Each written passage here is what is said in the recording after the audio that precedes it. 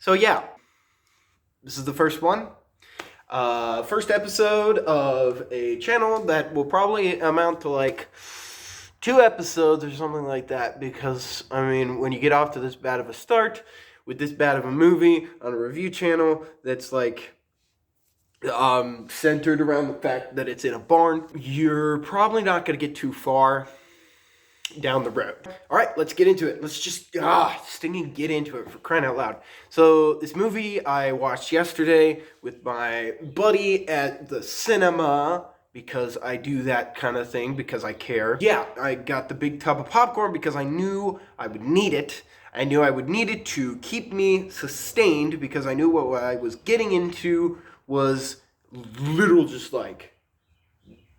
nothing. I'll say it for this movie.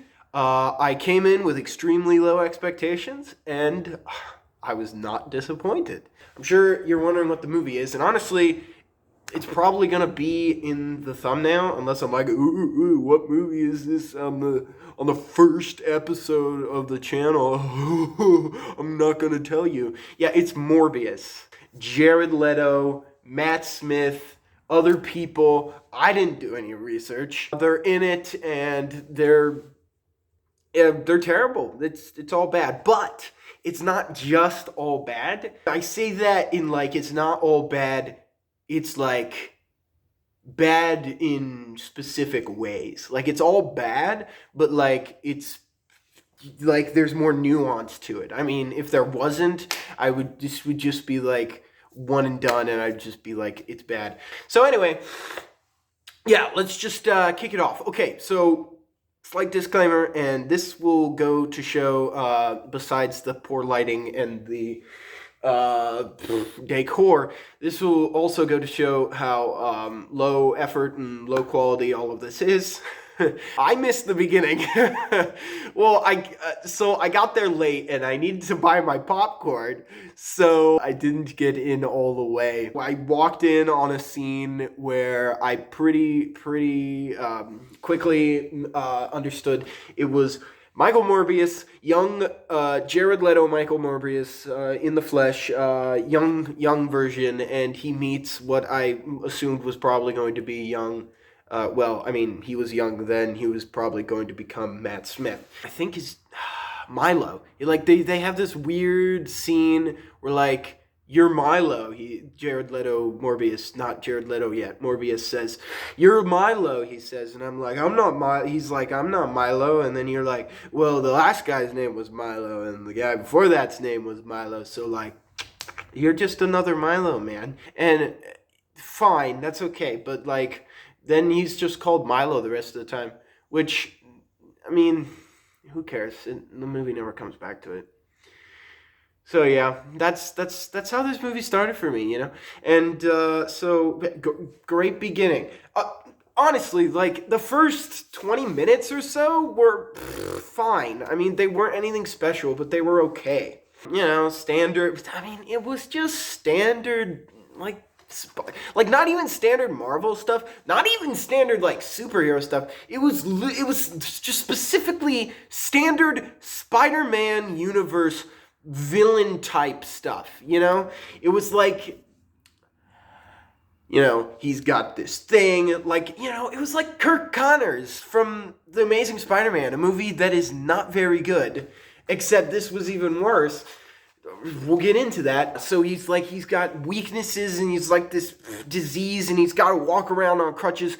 And the first couple scenes with him and Matt Smith just like hobbling along like that, like I was okay with it. And like the whole tagline of like, you know, we are the few against the many. Yeah, that's it. We are the few against the many. It was like, no, that's cool. I like that. You know, it really like makes a dynamic between the villain, which obviously Matt Smith's going to be the villain. Matt Smith's the villain, and Jared Leto's the hero, right?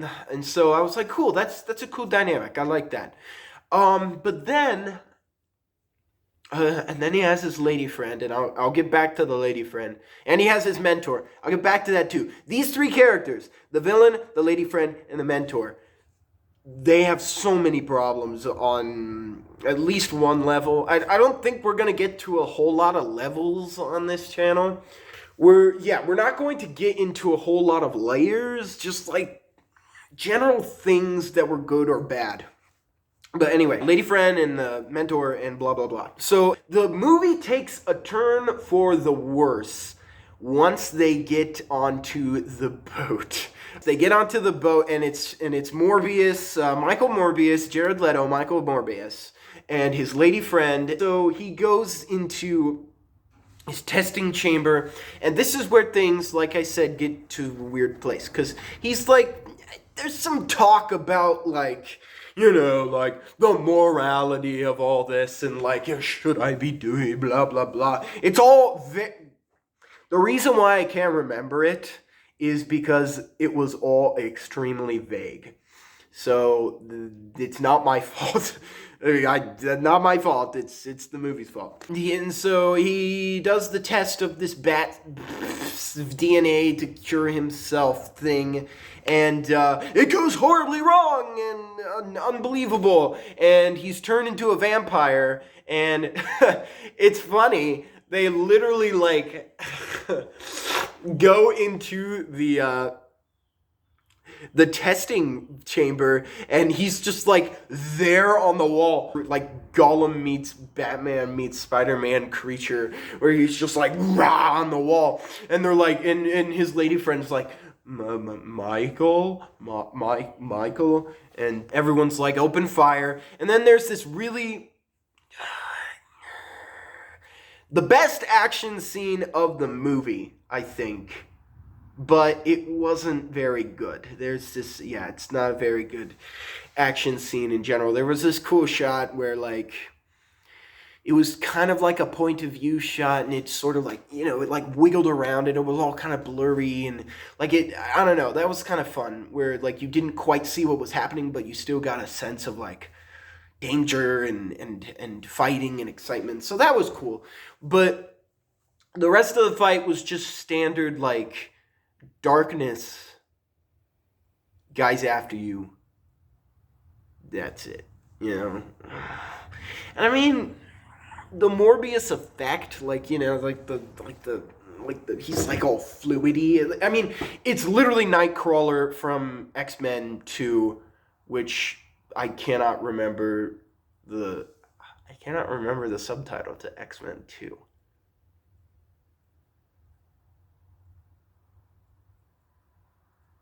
Where were we? I totally got sidetracked by X2. Yeah, it's a fine effect, and it looks cool, but it gets so dull and boring by the end.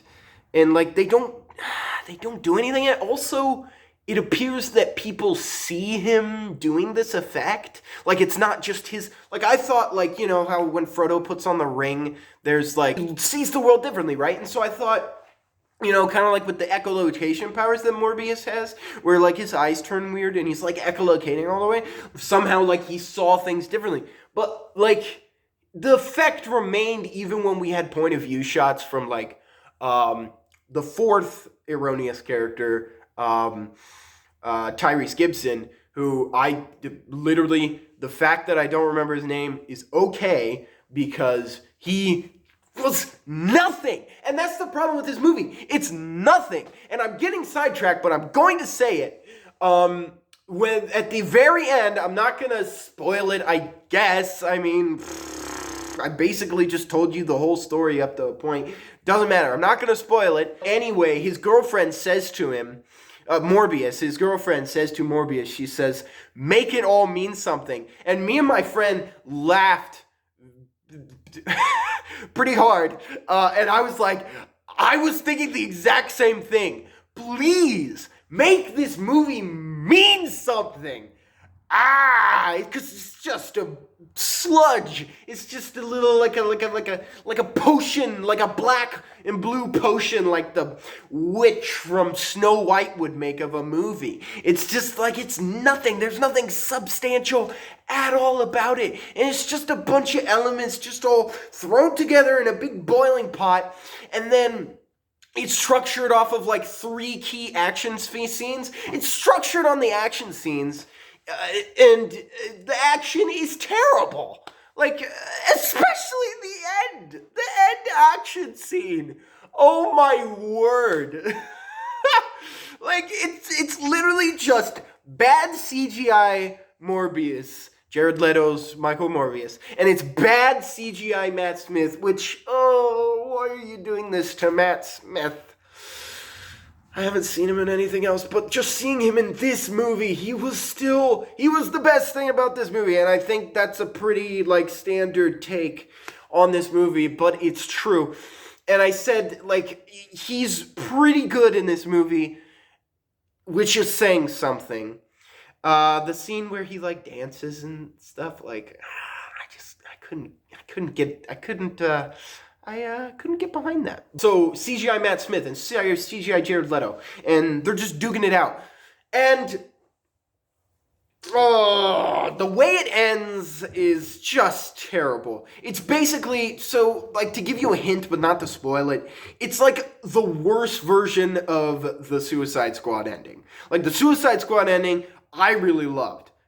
Maybe I'll get to reviewing the Suicide Squad at some point. I really would love to do that, because it's an actually good movie. But we're at this movie right now, so we'll keep pressing on. And I'm doing things out of order, but deal with it. This is what you're getting. So yeah, it was just, they just like start, like CGI fighting, like at the end of Black Panther. Like, learn from the mistakes of better movies, even. And don't do a big CGI floaty battle. I mean, it works on paper, I guess, but it looked terrible. It was just like, it was more of that just blushy, smoshy potion, of visuals this time instead of plot, which the plot is just mushy mess, and the characters are mushy mess, and the visuals are mushy mess.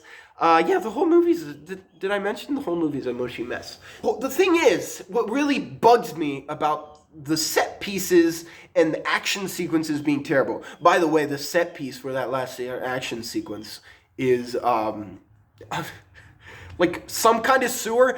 I don't even know, because it was so dark that I couldn't see where or what it was. I mean, it was kind of cool, but it was like nothing. It was just nothing. It was kind of cool, but it was nothing. And that's the best I'm going to say about this movie. But anyway, going back to the reason that it's really terrible, that it just seems like they just made people make decisions, right? You know how plots like this are often with action movies, plots, they'll have the characters make decisions, and you can see, you notice that they make the decisions just so they can get from point A to point B.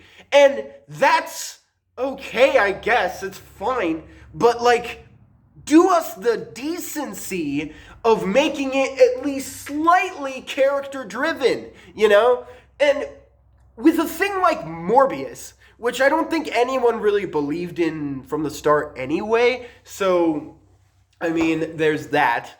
But you had to have made it character-driven.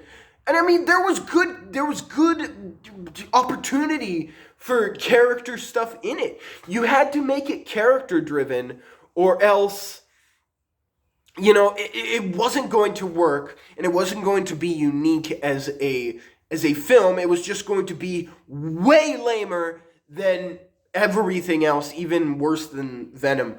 So, like, yeah, they had to run with the dynamics. They had to run with their characters. And except for Morbius and Milo, Matt Smith and Jared Leto, not in that order, except for them, where they only give like little tiny crumbs, like they sprinkle just a tiny bit of character, just enough to make me really mad that they did that, just enough to be still nothing. The side characters, the girlfriend, who I don't even remember the name of, but that's fine. The mentor figure, Oh, and Tyrese Gibson! They got freaking Tyrese Gibson, who's cool, and literally did nothing with him. Literally, I am not kidding you, nothing. He goes nowhere. There's a B plot of him, like, following after Morbius, and except for capturing Morbius in a prison, he does zip, zero, nada. And, like, there's a shot, this is another thing that I hate. There's a shot in the trailer of him, like, standing all cool, like, with, like, this weird, like, arm kind of thing, and he's, like, he's in, like, the woods and stuff, you know what I'm talking about. And if you don't, just watch the trailer. Don't watch the movie, just watch the trailer. And he's standing there. That's not in the movie. It's not in the it's not in the movie. And I mean, I thought of that shot halfway through, and I was like, this is at least, like, there's gonna be some sort of showdown, and like this is going somewhere. This is, it's just, cat and mouse right now with, the cops and the fugitive who's trying to do the right thing, which, I like that. I like the fugitive with Harrison Ford. I can dig that, but then there is zero payoff. Zero. Just none. And I already said that, but, like, it bears repeating for crying out loud. Woo! So, like, Tyrese Gibson goes nowhere. I said I wouldn't spoil it, but, like, and I still won't, I guess. But let's suffice it to say that the girlfriend character goes nowhere either. They forced a kiss scene, which, with Jared Leto, just don't do that. It's not... It's not great. Number one, with Jared Leto, it's not great. Number two, their dynamic was just weird. It just wasn't great. Their dynamic as a couple, like, like, sometimes, like, superhero movie couples, like, they just, it's just like, yeah, they're falling in love because they kind of have to, which I'm okay with that.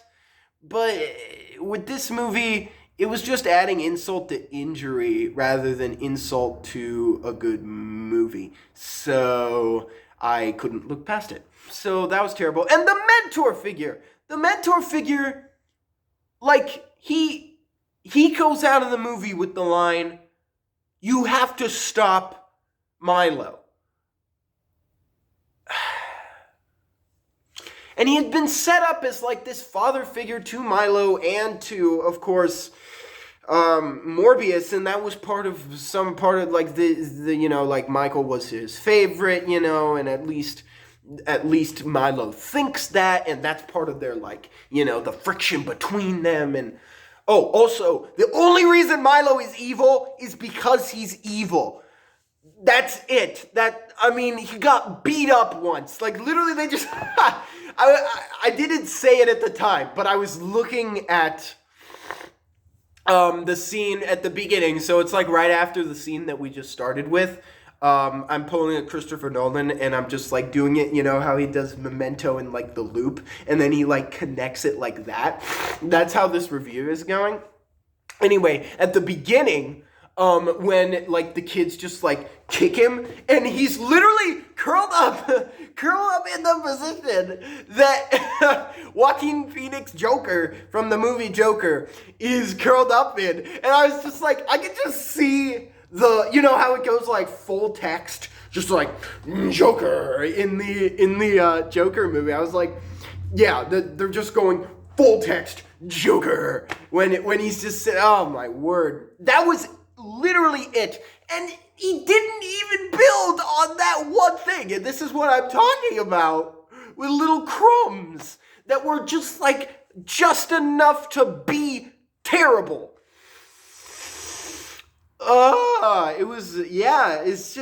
It's amazing that they went through with this movie when it only could have been good if it was, like, legitimately good. Like, there are movies that I can pass by even when they're terrible. Like, I don't know, because I had a fun time, I guess. Like, a generic Marvel movie like Black Widow, I guess. I don't know. I like Black Widow, but not because it was generic. But anyway, I can get by the weaknesses of a generic movie, but that's not terribly well written. But when you've got a movie that, by choosing Morbius, you shot yourself in the foot. Because I mean, I don't know that much about the character in the comics, but just watching the trailers, I was like, this will be a hard character to do a good,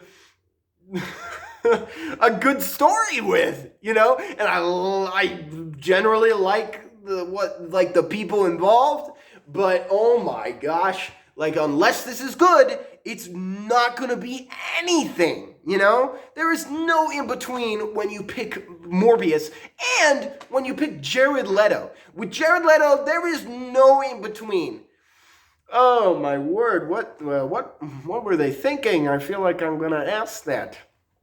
Oh my word! So yeah, the characters went nowhere, which was terrible. Oh my word! And I haven't even gotten to the big man himself. And honestly, I think I'm gonna end it with the big man himself. Oh, and then I'll talk briefly about how the freaking stupid post-credits scene, and then my rant will be over, unless I think of something else, which maybe, who knows what will happen.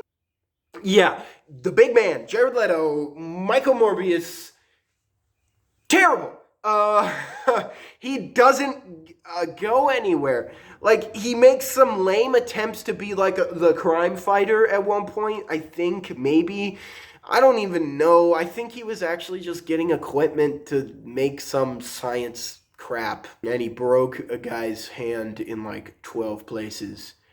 Really, really great stuff. Great stuff for your hero? Question mark on the hero part. And that's my point. At the end, basically, he just like... It ends with him just like going off like untriumphantly.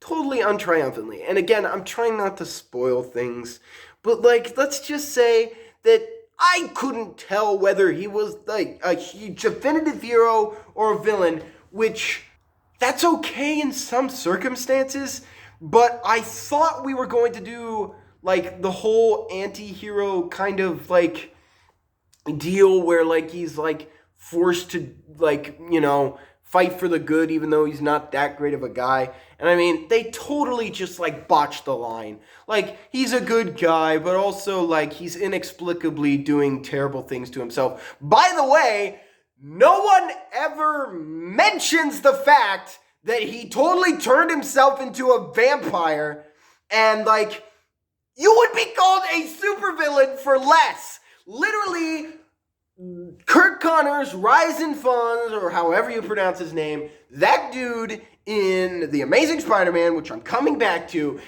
basically he was only a villain because he was ambition, he overreached his ambition, and he turned himself to a lizard. That's basically it. Otherwise, he's alright as a guy. Same with Michael Morbius, but for some reason, he's the hero of the story. I don't understand, like, how you come to that conclusion. Like, why? Like, Venom made a lot of money, so the anti-heroes are popular? Maybe that's what you thought. Maybe that's what you thought, people who okayed this movie. But it's not true. Venom is an iconic character. Venom is fun to watch. Morbius is none of those things. And Jared Leto is definitely not that thing for the most... You know what? I'm going to say it always. So, yeah, just not great. Not great. And, oh my word. And the post-credit scene where, how Vulture was in the trailers. Michael Keaton. Everyone loves Michael Keaton as Vulture. I do too. The end credit scenes are just shoehorning him into the universe. Literally, they take what they did in Spider-Man Home, not Homecoming, not Far From Home. No Way Home. Spider-Man No Way Home. And they like use it as a way to just grab Michael Keaton by the collar and they're like, we're bringing you into this dumpster fire of a universe. We're gonna let you in and you're gonna hate it and you're gonna like say to Morbius like, team up, maybe? Sinister Six, maybe? And we're gonna do Sinister Six again because it totally worked when we did it in The Amazing Spider-Man 2, which was a great movie. You guys remember? Yeah,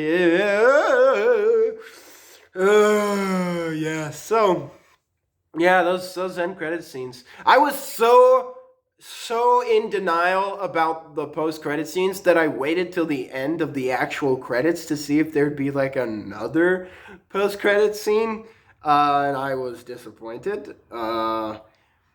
But even though I was disappointed there, I was not disappointed in the lack of quality because I was expecting lack of quality. In fact, I came out very satisfied with the amount of garbage that I had watched. It gives me a lot to talk about, a lot of cannon fodder. It's a cannon fodder movie, and I guess that's why I started this channel with it, because with cannon fodder movies you have a lot to say about them. It makes it a lot easier to rant for however long this is going. I don't really know, and without looking at the camera. So it's just bad. And I'm not going to give it anything out of 10, anything out of 5. I'm just going to say it was a bad movie. And I think that's it.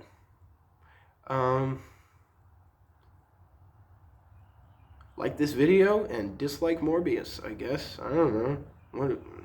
I'll save the plugging for when I actually have a channel.